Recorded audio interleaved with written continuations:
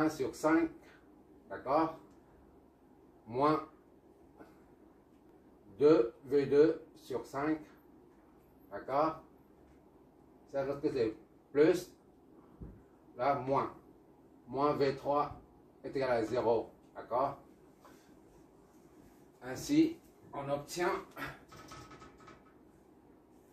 2V1 moins 2V2, d'accord, moins 5V3 est égal à 0.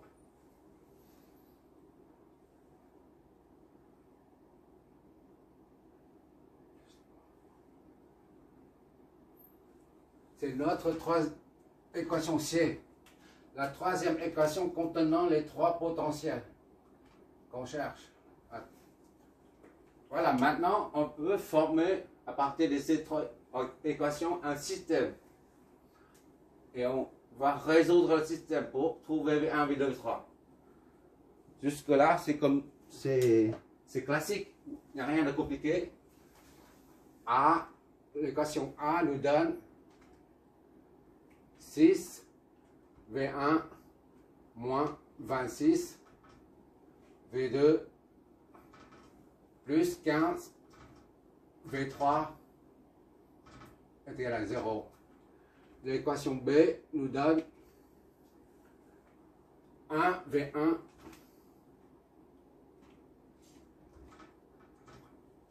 plus 0 V2 plus 0 V3 est égal à 24. D'accord? Et la dernière équation qui est là, C nous donne 2 V1 moins 2 V2 et enfin moins 5 V3 est égal à 0. Voilà, comme il y a plusieurs, on va faire la matrice et puis c'est terminé. Oui. Je préfère signaler tout de suite. Soit on utilise la méthode de substitution des variables, soit on utilise le pivot de Gauss, soit on utilise la méthode LU. L comme là-haut, descendant, descend, up c'est U c'est up, c'est descend et monter. Toutes les méthodes conviennent, mais je conseille à partir de maintenant d'utiliser les matrices. Pourquoi? Parce que on aura l'occasion d'utiliser des matrices. En électricité, il faut maîtriser la notion de matrice parce qu'on l'utilise partout. D'ailleurs, MATLAB, c'est comme ça, MATLAB ou je crois que c'est comme quelque chose. Ça vient de matrice. Laboratoire matricienne. C'est comme ça alors. Voilà. MATLAB, c'est un logiciel que les scientifiques, que les techniciens utilisent en bureau d'études pour faire des calculs intensifs.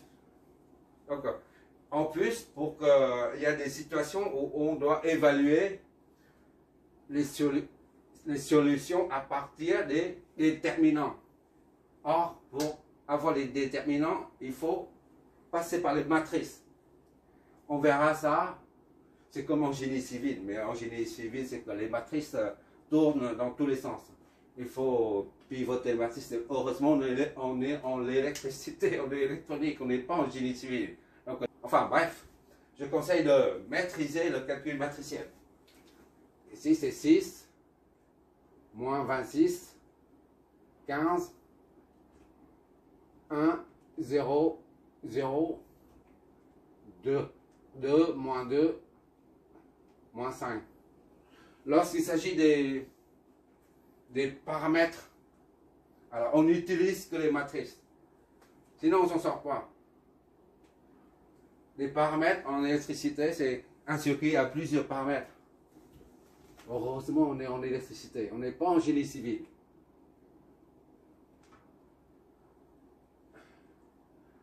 V1, V2, V3. V2, V3 est égal à 0, 24, 0. 24 et 0. Voilà. Donc, V1, V2, V3. 3.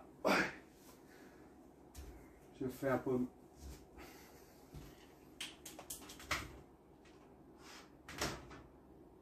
Voilà. Pour que ça soit tant qu'on peut. Voilà. Est égal à. La solution sera donnée par 6 moins 26, j'oublie ça.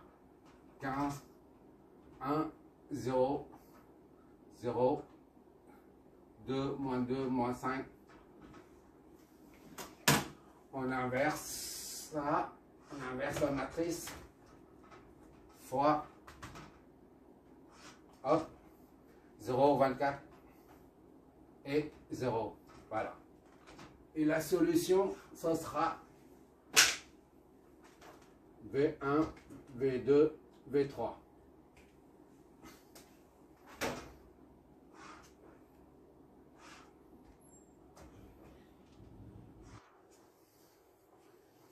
Voilà. On reprend 6 moins 26, 15. 1, 0, 0. 2 moins 2 moins 5. Et puis la matrice 3, 1. 0, 24, 0. Je vais montrer ça. Voilà. Le résultat, c'est 24, 9 et 6. D'accord?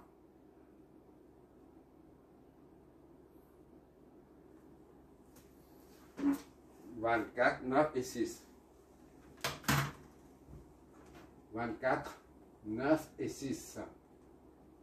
En vol, parce que ce sont des potentiels. Les unités sont très importantes. Où est?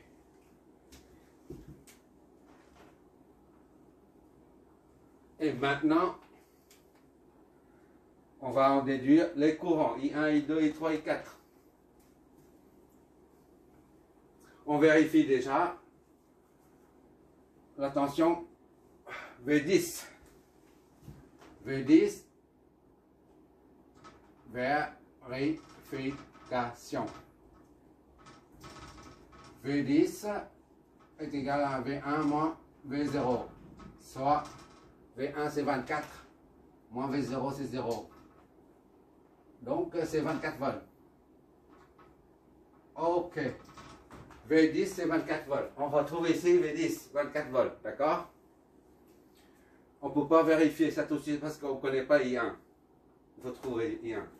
Bon, maintenant, I1 est égal à l'équation 1 donne I1 est égal à V1 moins V2 sur 10, soit V1 c'est 24, moins V2 c'est 9, divisé par 10, ça fait combien ça? 5 sur 10.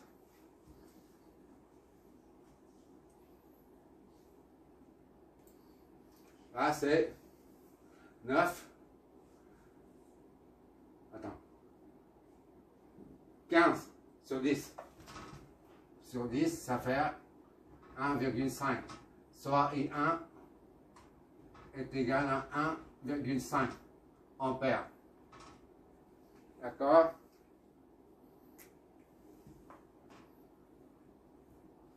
On peut vérifier ça pour voir si V30 est égal à V3 moins V0. D'accord? V30 est égal à V3 moins V0. V3 c'est 6, moins 0 c'est 6. On vérifie. V1, 4 I1. 4 fois I1 est égal à V30. 4 I1, 4 fois 1,5, ça fait 6. D'accord? Donc, on retrouve la même chose. Bon, maintenant I2. 2, ça nous donne I2. I2 est égal à V1 moins V3 sur I2 I V1 moins V2. moins V3, moins V3 sur 24. Soit V1 c'est 24, moins V3 c'est 6 sur 24. Voilà. Parce que ça nous donne 26, 24 moins 6 sur 24. Voilà.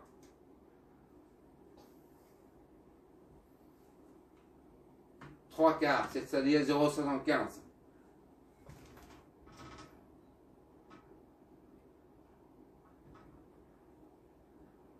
I2 est égal à 0,75 ampères, soit 750 milliampères. I2, voilà. I3, c'est ici. I3 est égal à V3 moins V2. V3, c'est ici. 6. I3, V3, c'est 6. Moins V2, c'est 9. Divisé par 4. Ça fait moins 3 quarts. Et I3 est égal à moins 3 quarts ampères ou moins 750 milliampères. Ça, c'est négatif par contre. Il faut retenir ça négatif. Et I4. I4 est égal à V2 sur 12. V2 c'est 9 sur 12. Ça fait 3 sur 4. C'est la même chose. Donc, I4 est égal à 750 milliampères. Positif. C'est plus.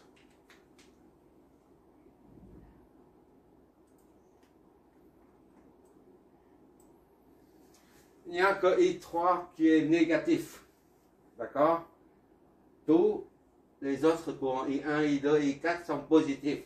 Autrement dit, le sens de courant adopté pour I1, I2 et I4 sont bons. Par contre, le sens adopté supposé pour I3 n'est pas bon. Donc, il faut inverser le courant I3. I3, il est où là, lui? On met tout ça déjà. I1, c'est 1,5. I1, c'est où? C'est 1 ici. 1,5. 5 ampères, d'accord? I1, 1,5. I2, 0,75.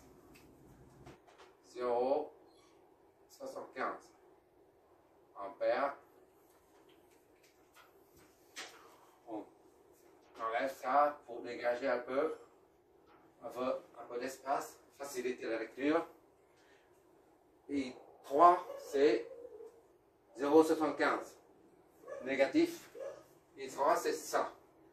On change la direction. Et 3, c'est comme ça. D'accord? Et 3 est négatif. Le signe moins signifie qu'il faut inverser le sens du courant qu'on a adopté au début. Voilà. Et 3 est égal à 0,75.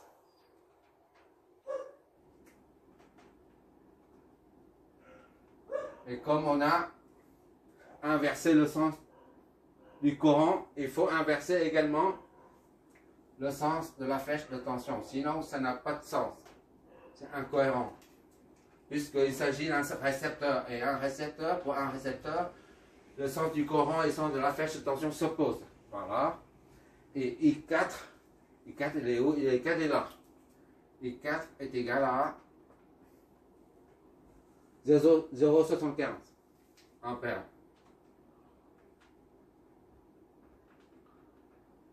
Analyser un circuit dans le but de trouver le courant.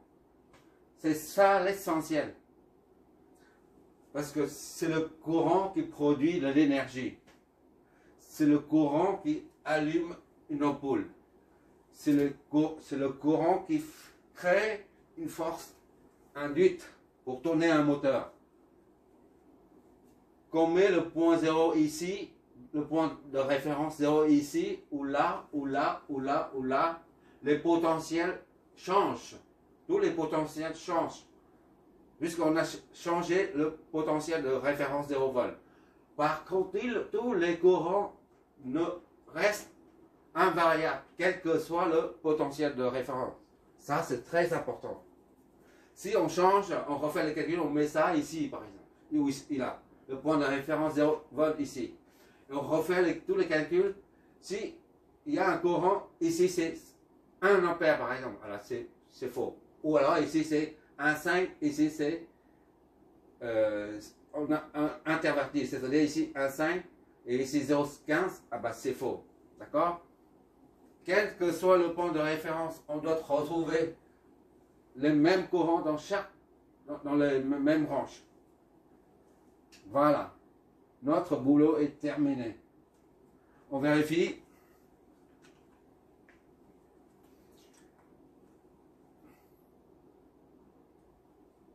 IA, on n'a pas. IA doit être égal à ça plus ça, d'accord? C'est 2,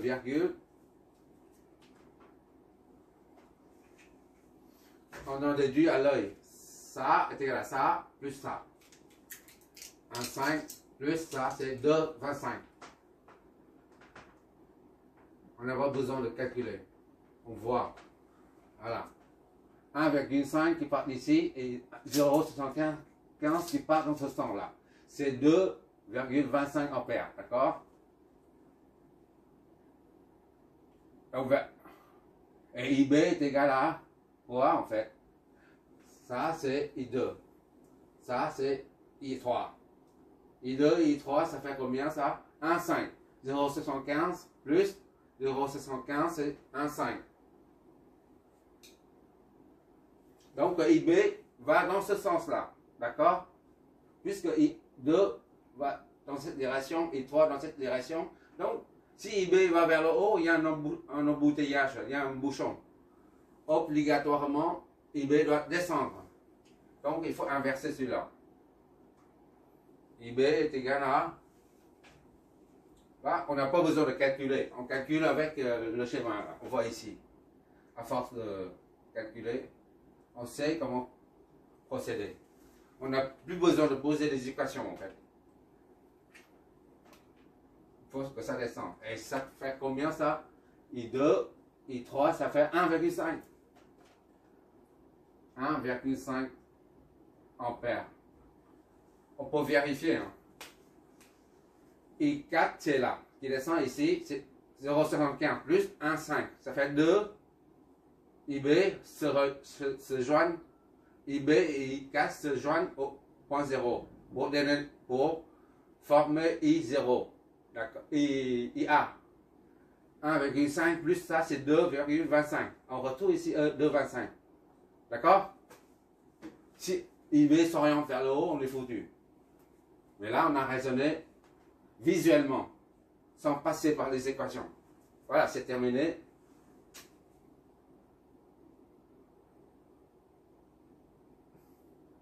Est-ce qu'il y a des remarques ici à faire? V1 c'est 24 volts. V1 c'est 24. Ici c'est 24 volts. Pour une fois je mets V2 c'est 9 volts. Ici c'est 9 volts. Et V3 c'est 6 volts.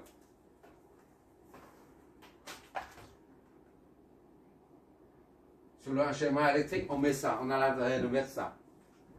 Bon, on voit ici que le courant circule, I3 circule du potentiel le plus haut vers le potentiel le plus bas. D'accord? 9 est plus grand que 6. De même, ici, le courant I2 circule du potentiel 24 vers le potentiel 6. Tout ça, c'est cohérent. D'accord? Là, c'est 24, 24, 24. Et quoi encore? Ici, c'est 0 volt. D'accord? 0 volt.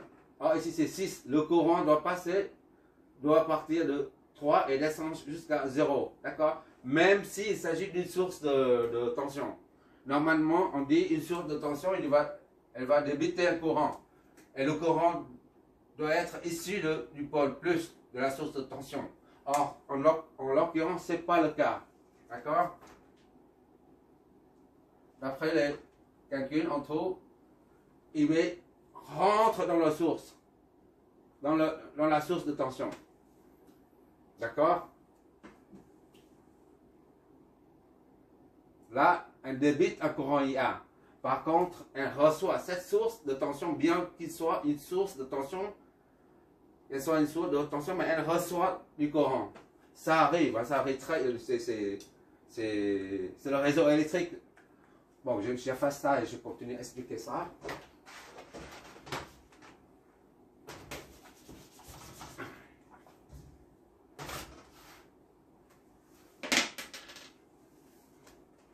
À la campagne, par exemple, on a 2 centrales nucléaires. Un qui est Fessenheim et l'autre c'est à Cherbourg. Ou alors, un que je connais bien, que j'ai bossé dedans, pas loin d'ici, c'est très loin d'ailleurs. Bon, tous les centrales nucléaires fonctionnent de la même façon. On a une usine de fabrication ici, disons, bon, le poteau. Une ligne électrique triphasée qui part comme ça. D'accord? Voilà, toujours le signe génie civil que j'utilise. Bon, c'est pour dire, c'est très long. Bon, ici, c'est pareil, il y a d'autres poteaux, d'autres usines qui sortent le transport et qui alimentent le réseau.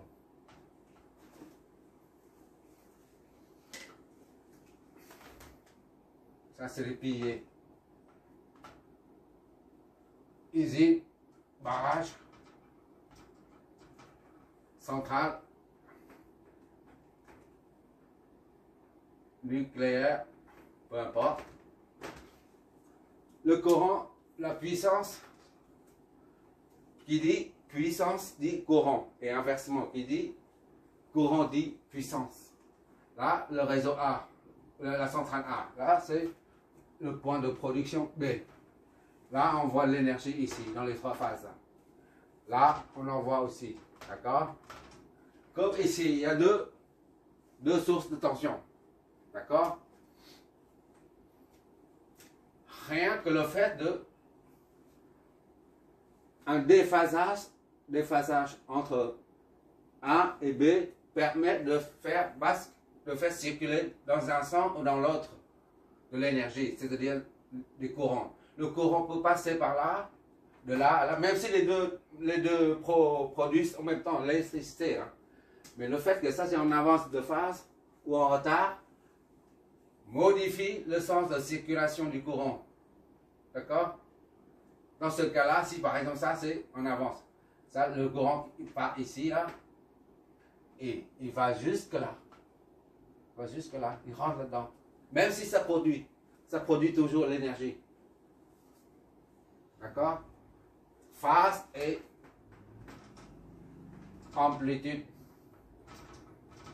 On verra ça plus tard. Voilà, le réseau de haute tension. Il suffit de faire varier la phase et éventuellement l'amplitude. Il s'agit des cosinus de la trigonométrie de base, rien de compliqué. En électricité, rien de compliqué. C'est très concret.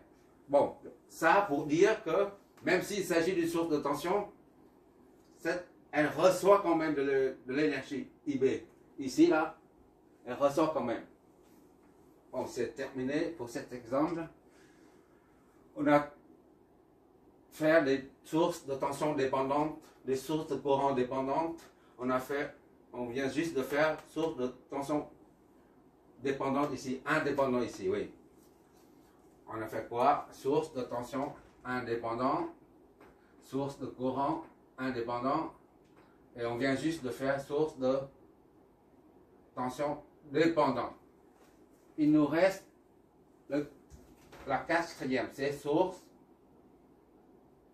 de courant dépendant. D'accord? Il y a 4 symboles. 1, 2, 3, 4. Ça représente soit une source de tension continue, c'est-à-dire une pile par exemple. Plus, moins. Ou l'alternatif. D'accord? C'est beaucoup plus général que ça. Et ça, c'est courant continu. Maintenant, le prochain exercice, on va traiter ce symbole. C'est la source de courant dépendant. Pourquoi? Quand il s'agit de la dépendance, on met un losange comme ça. Là. Tout simplement, à mon avis, j'en sais rien, à mon avis. Il faut dire ce qui est, à mon avis, j'ai jamais, c'est pas moi qui crée ces symboles, mais à mon avis, ceux qui ont créé ce symbole, pour dire dépendance, c'est-à-dire un losange. Quand on fait la programmation en informatique, en langage C, Pascal ou COBOL, peu importe, en algorithme ou en langage Q basique par exemple, on évalue